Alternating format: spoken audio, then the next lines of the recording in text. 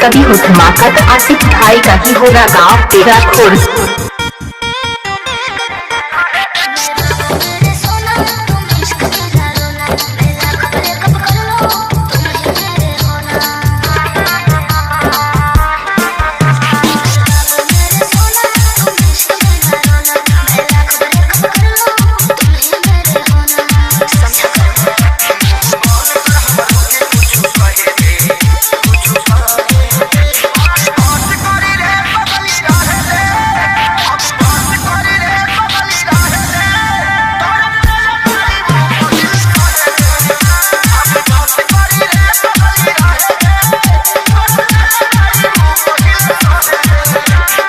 DJ Asif भाई गाँव तेरा खुर्द।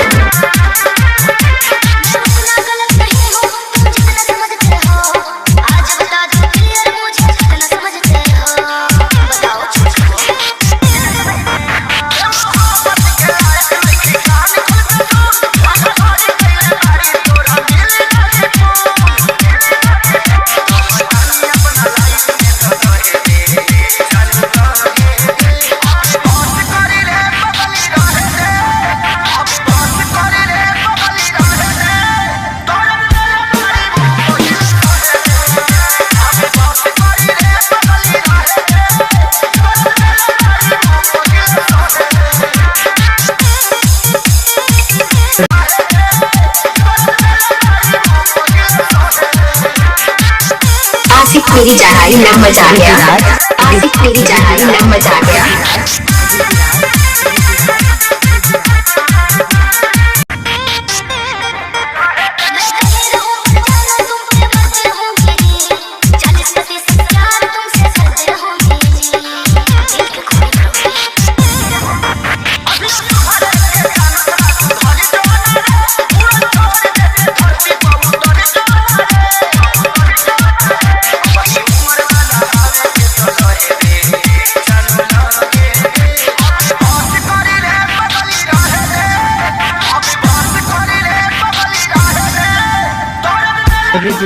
आसिफ भाई गाँव तेरा खुर्द।